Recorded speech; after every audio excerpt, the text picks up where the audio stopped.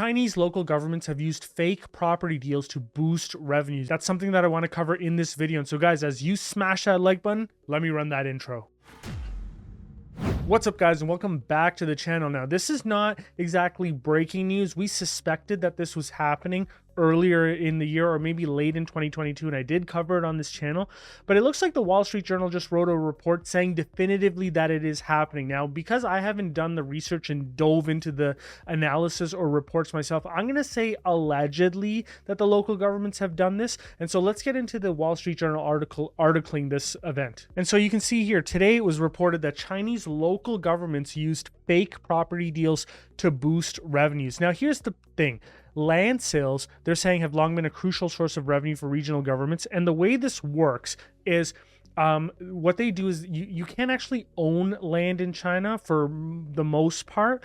What you do is you buy land leases. Local governments sell land leases, which is their primary driver of local tax revenue. They do not have municipal property taxes or that much of municipal property taxes. And so that's why you have this situation where local governments have increasing expenditure requirements.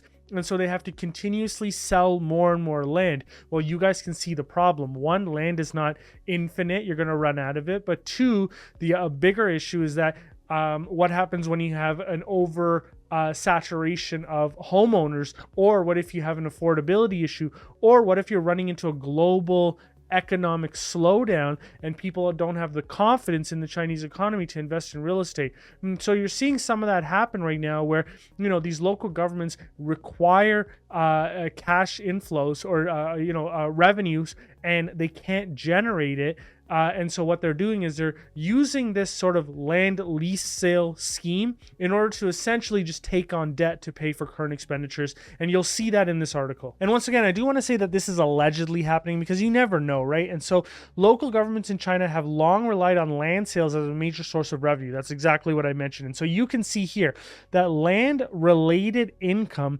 absolutely surged, peaking out in 2021. But notice last year in 2022, it was down 23%.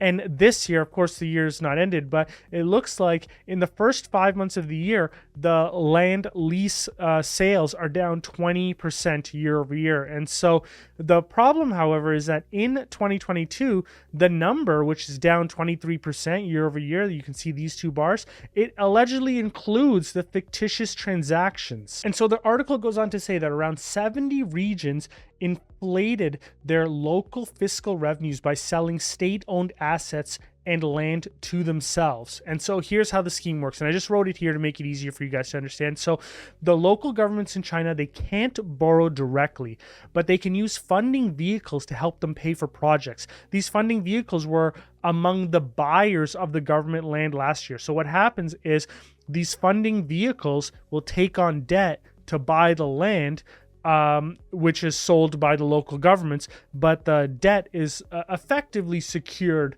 by the local government's debt anyways. And so, you know, so they're saying it here. So effectively, the local governments are taking on debt to pay for operating assets as their tax revenues have dried up.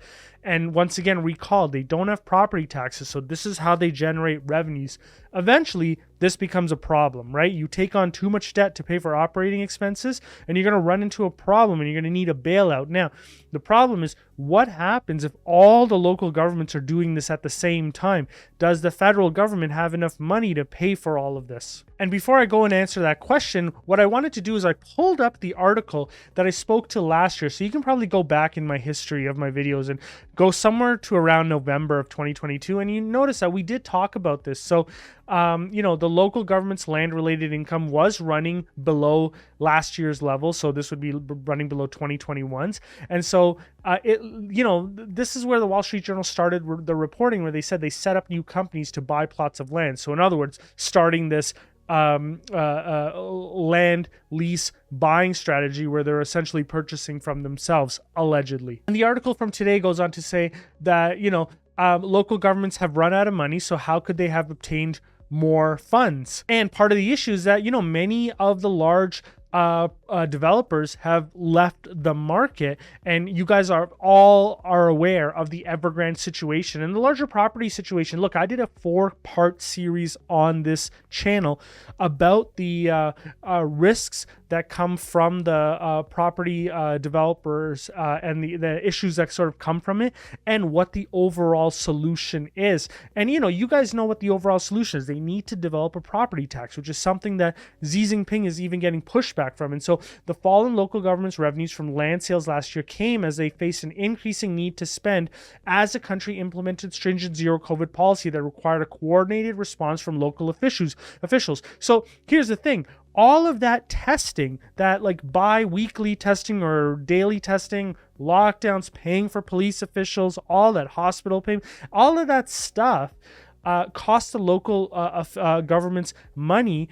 And it came from essentially money, or effectively it dried up their coffers, really. And so how are they going to make up for those shortfalls for that increased amount of spending? Well, they had to enter into this. Apparently, looks like what it seems like. And so, where do we go from here? I think, you're going to likely start to hear more and more claims that certain local governments are facing debt problems, especially as I think the global economy potentially enters a recession. So there could be some very dire consequences for the Chinese property market as one of the most overvalued in the world as it stands. And so, it's not like the Chinese consumers don't know this. And so more and more talks of this is going to create less and less confidence in the property market in China. And so, it sounds like it's only a matter of time until you have a bigger issue. And some people might say, look, it's as easy as just instituting a property tax.